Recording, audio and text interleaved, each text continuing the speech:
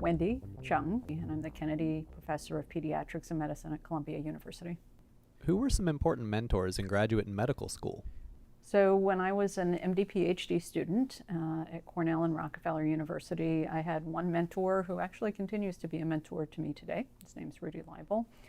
He was a physician scientist and really taught me both how to be a physician and how to really learn something from listening to my patients and how to be able to apply that to my science. Can you discuss some key discoveries from your study of the genetic architecture of diabetes and obesity? When I started my MD PhD program was actually the year the Human Genome Project started. And in fact, the reason I went in the track I did is because I saw the possibility of what the Human Genome Project was going to give us. And I thought to myself, it's going to take a while, but there aren't going to be people who are actually going to know what to do with all of that information. And an MD PhD program and a lot of training, it takes a long time anyway. So even though the Human Genome Project is going to take 20 years, it's going to take me 20 years. And so we should both finish about the same time. So the Genome Project finished ahead of schedule. I finished ahead of schedule, so we still actually ended up converging. And since then, it's been a love affair in terms of the information and what we can do with that. In the early days when I started this, again, think back to 1990 when we started the Human Genome Project, Rudy Leibel, my mentor, had an audacious and bold idea, which is that he had always been interested in obesity and what we could do in terms of being able to understand fundamentally that process and do something to help individuals. And there were these mice that were actually genetically obese. And they had obvious names. Obese was one of them, and diabetes was another one of them. And at the time, we didn't have the tools to do positional cloning. But the audacious idea was that in the mouse, this was segregating as a monogenic recessive condition. And so with the appropriate tools, we would perhaps be able to identify those genes. And with that, that would be a very firm anchor upon which we could build our knowledge and our understanding of how body weight was regulated.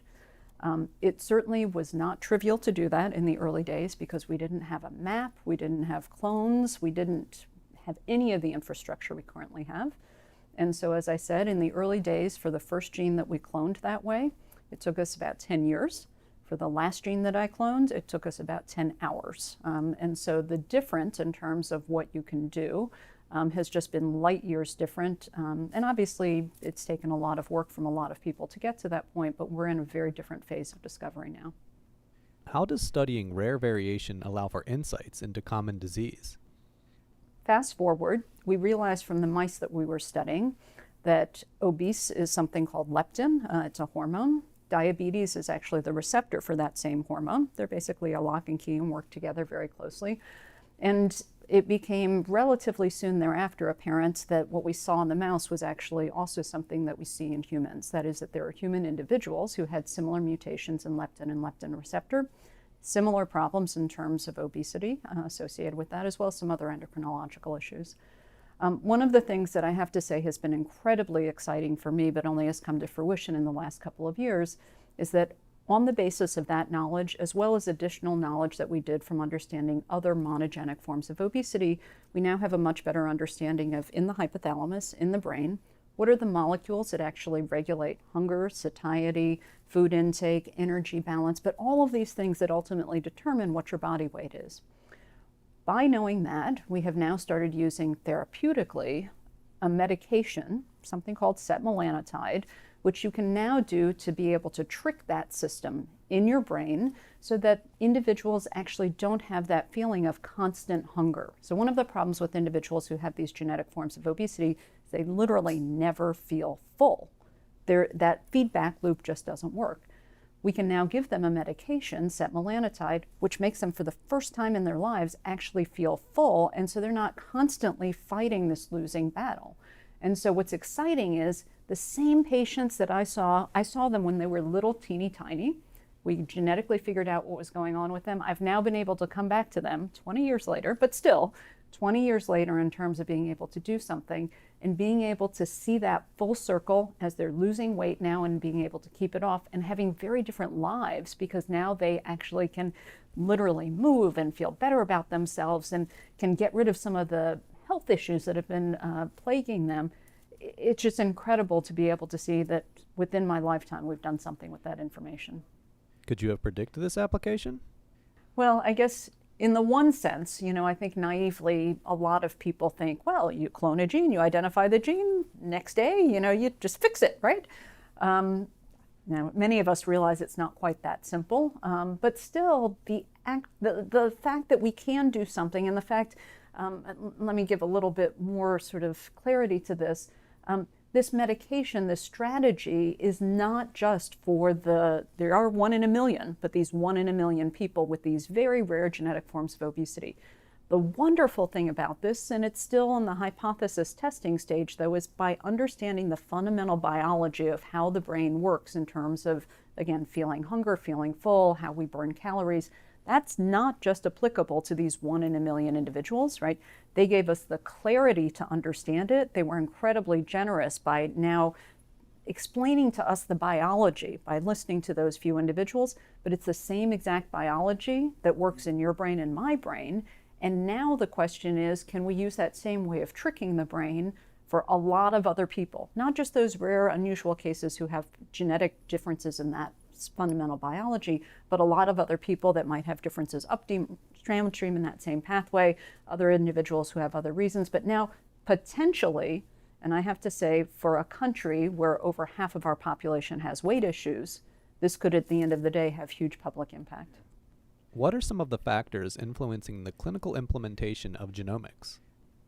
We've come a long way by knowing the genomic sequence, and by advances in sequencing technology. We can sequence a human individual within a day or two at a cost that we can argue about it, but is affordable, at least in the right circumstances. We can't always understand all of those 3 billion letters, so we still have a ways to go in terms of interpretation of that. But we are making incredible progress, and in fact, it can be done, I would say, for a lot of the diagnoses we routinely make in the laboratory within 5 minutes. So literally within 5 minutes of appropriate sort of loading the data and analyzing the data, we can make genetic diagnoses on scale in many circumstances. I think the question is being able to now get access to all of the individuals who need it. And to me, that's the biggest gap we face right now, is because with that and knowing the right diagnosis for an individual, we can both get them on the right treatment path and off the wrong treatment path in some cases. Now, that isn't to say that for all of those conditions, I can just snap my fingers and we've immediately got a solution. Our next big gap after that is really being able to come up with, in part, we're doing supports now, but even in the future, I hope really transformational treatments for many individuals. And to be able to scale that in a way that, like many patients would like us to do, the gene, the next day, let's have that treatment. As we get to more advanced molecularly based treatments that are fundamentally based on what that genetic change is, hopefully we can make that translation much faster. In a clinical context, how do you think genetic risk should be communicated? For us, I think part of our issue with communication and clarity in our communication is we're still a little bit confused. And sometimes we are fuzzy in our words because we're fuzzy in our thinking about this. So let me give you an example. So as we're trying to communicate risk to individuals, one of the challenges is that we understand for something like a BRCA1 or a BRCA2 mutation that these are high risk, right? But with those, that still might be 50, 60% lifetime risk of breast cancer. But I think the more we can make that quantitative and be able to say it's not 100%, it's 50%, and in the next 5 years, it's whatever percent that is based on your age, your sex, your hormonal status, a whole bunch of other things, be able to quantify that. And the complexity is that it's not any one factor. So as we're thinking about this for most conditions, at least most conditions that affect most people in their everyday lives, it's a combination of, as I tell people, genetic factors, really strong, powerful genes, and then also genetic factors, which are sort of the wimpier genes. But in the aggregate, people like to call it about polygenic risk score and how you aggregate all of these and put them together.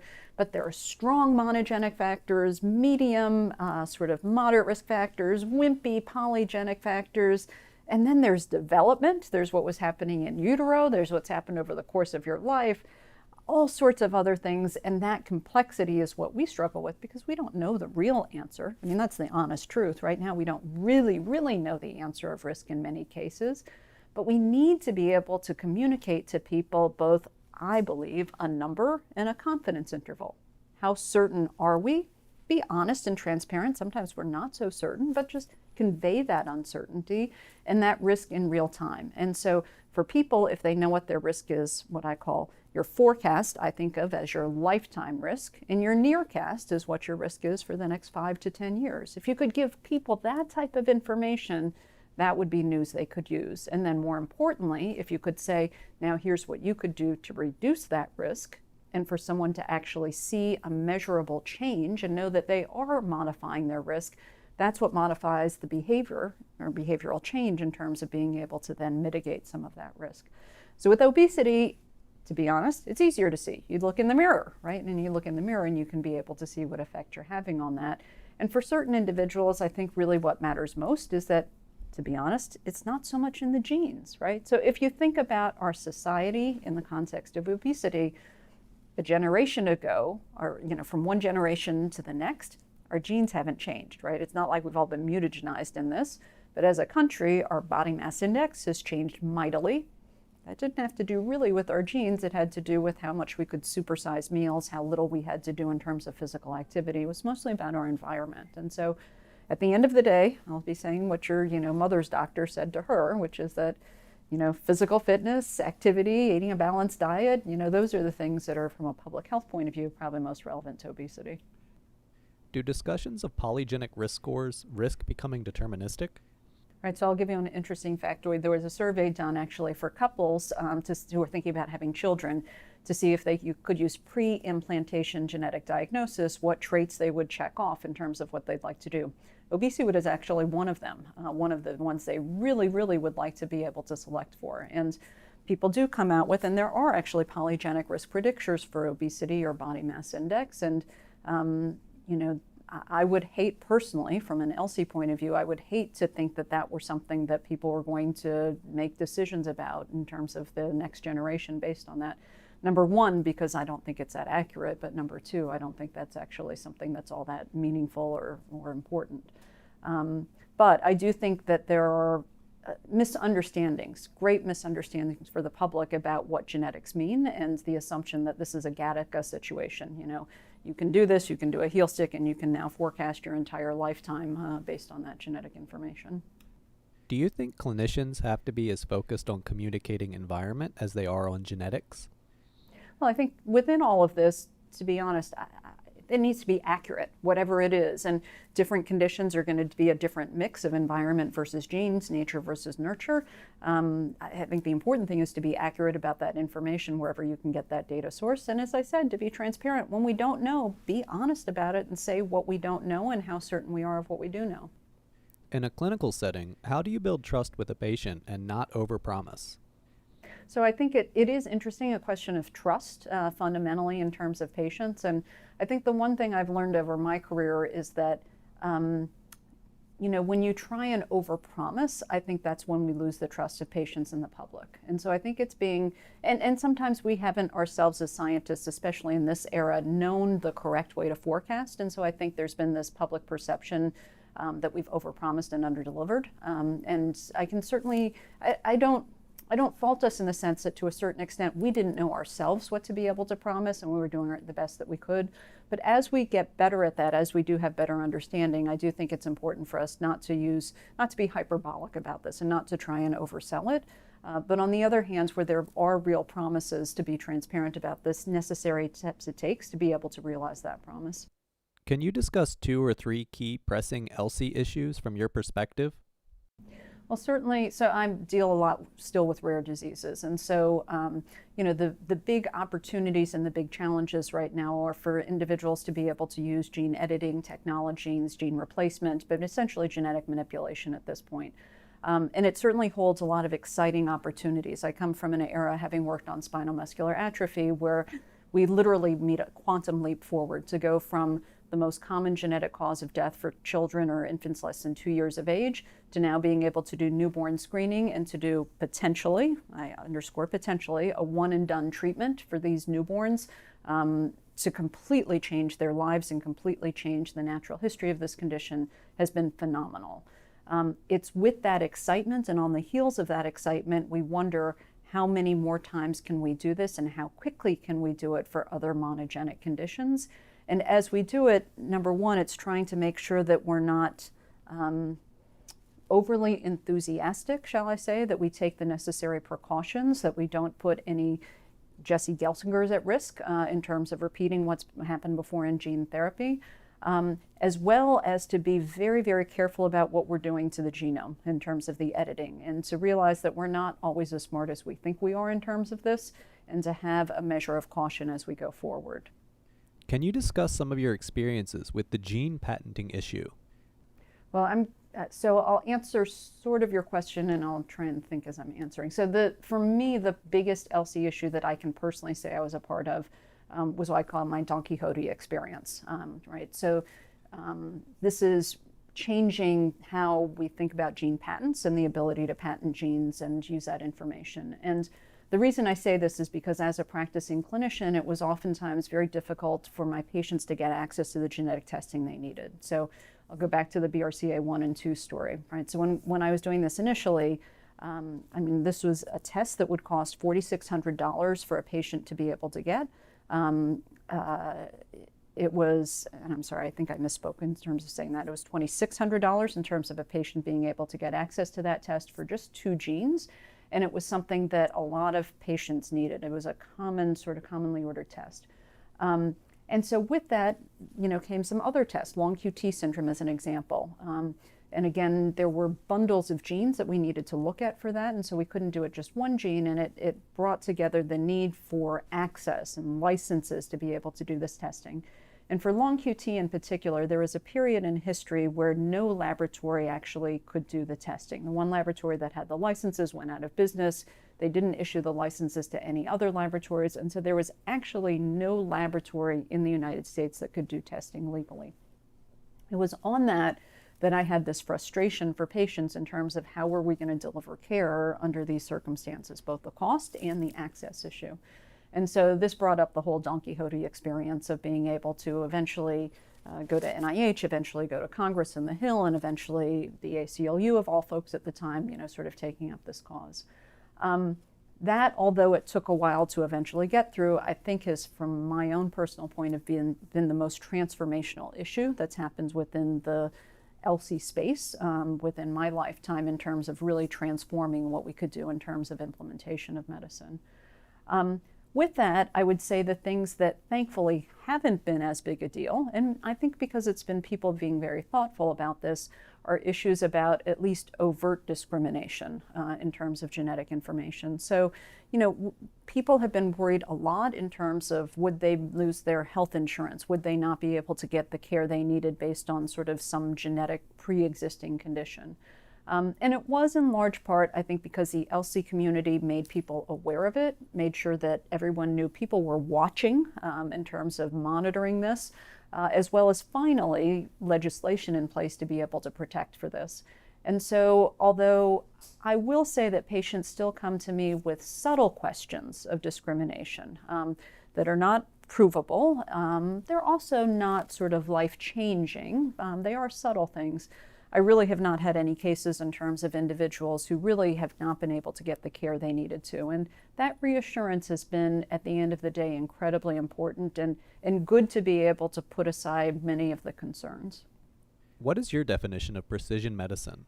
How does it relate to the All of Us program at NIH?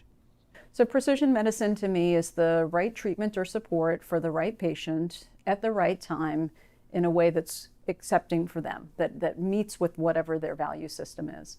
The one other part about this for me as a geneticist is that the patient to me is actually the patient and their family. They share their genes with their family, and so it sort of comes in that context. Within this, I think it's important that it's, though incredibly important, that it's patient-centered. So it's all about them and what works for them as we try and do this. The All of Us program, in theory, is going to help us in terms of being able to achieve those goals, right? So within this, we need sample size. We need power to be able to figure this out. We need power because within the United States, especially, we have a very diverse community. It's not the same. It's not the same answers, obviously, for men or for women, for individuals of different age, depending on geography, depending on ancestry, depending on socioeconomics. I mean, there are so many different dimensions that to be able to get personalized or precise about this, you need to have enough in any one cell that you can actually say something about this. So you need to have enough people who are women in their 50s who lived in Florida and have issues with a certain body mass index or whatever, but you need to be able to have the sample size to do that. I will be so bold as to say, though, that all of us is still very much underpowered. So even though you think about audacious, it's 1 million Americans, we're going to be able to do all these things and learn so much. And it's true, we are going to be able to learn a lot. I'm not saying we won't, but 1 million's not going to be enough. When you think about 1 million with the dimensions of diversity that we have, it's not going to be, it's a good start. It's a good start to work out the kinks, to think about how you put the infrastructure for this, how scientists think about how to use the information, how you gain the public trust in terms of doing this. But mark my words, we're not going to have enough information with 1 million. So hopefully it will eventually be a global initiative where it's going to be all of us in the United States. It's going to be the UK Biobank in the UK. It's going to be lots of other groups where hopefully we will find ways of being able to share and harmonize our data to answer some of the bigger questions. But ultimately, it's going to need to be many, many more of all of us. Can you discuss how all of us is breaking down barriers typically associated with precision medicine? In theory, all of us is trying to break down some of those barriers in access. Break down barriers in terms of, in theory, if you've got a smartphone, you can register for all of us and you don't have to be in one of the clinical centers that's recruiting. You could be any place in the United States in theory. But even still, even though that is the case, let's fast forward and pretend that in a couple years we're returning genetic results to individuals and someone does find out they have one of those BRCA1 mutations. If that woman doesn't have access to be able to get a breast MRI, even if she could get a mammogram, and that obviously we've got some centers in place to be able to do that, most people aren't giving away free breast MRIs, and an MRI is actually going to be the most sensitive tool she has to detect an early cancer. If she doesn't have access to that, how good is that information that she's gotten from all of us, knowing that it was something where people were trying to give her access? Getting halfway, I would argue, potentially is even more bothersome or worrisome than being able to really truly engage and work with our participants in that way. So we're still going to have a ways to go. Hopefully we will have ways in the United States of increasing access in multiple dimensions of care, but it is a work in progress. What are a few innovations that came out of the HGP that you think have been most important? Well, it's obvious, and it was what the original great thinkers thought about, is literally you just have the encyclopedia now of life, right? I mean, you do actually have foundationally the information we need to be able to know all of our genes, and with that then the architecture of diseases and different human traits. And that just is foundational in terms of transforming biology, and that goes without question. I think one of the things that's been, and it's more of a cultural thing for me personally, but it's the fact that you learn to do team science. And that's not something that all areas of biology have definitely sort of grown up in that culture. Genomics, I think, is one of the areas, it's, to be honest, more like physics in terms of just the culture of how science is done. I actually find it incredibly rewarding just from a personal point of view because it keeps me on my toes. I always get to learn something from someone else because we're all bringing something unique to bear in terms of doing that. It is a very different way of doing science from an academic point of view in terms of just the way things are incentivized and how teams are formed. And so I do hope that that's something that scientifically we continue to evolve, at least in the biological sciences that have tended to be more siloed and not necessarily as translational. But it is definitely a different way of organizing teams and being able to get things done. Looking forward, what potential developments in genomics are you most excited about? So there's going to be technology that I do think is going to be developed in the next 5 years that is going to allow us to make more prenatal diagnoses with non-invasive methods. So many people know we can already do this in terms of picking up Down syndrome or other chromosomal disorders or conditions. It is possible increasingly to do that now at a sequence level for certain, in a targeted way for certain genetic conditions, and I won't go into the details, but to do that in a focused way. And as we get better at doing this and as the cost of sequencing hopefully continues to come down, you can expand the list and portfolio of things to be done. That's interesting because I'll just give you one example. For instance, achondroplasia might be one of those conditions that you could easily define because it's a very specific gene, a very specific mutation. And the exciting part for me is there are now treatments that are likely to be very, very effective for achondroplasia. And so it's this yoking diagnostics with therapeutics, the 1-2 punch, and being able to do that very, very effectively. But there's also the ELSI issue, right? Which is that now you're opening up the opportunity, the window or the possibility of making all sorts of prenatal diagnoses at a very, very early stage where even though ethically it's no different to me, certain people might make different decisions at earlier stages of gestation than later stages of gestation. And it becomes an issue of forming the next generation. Sort of judgment, value judgments in terms of who's more worthy or not of being born.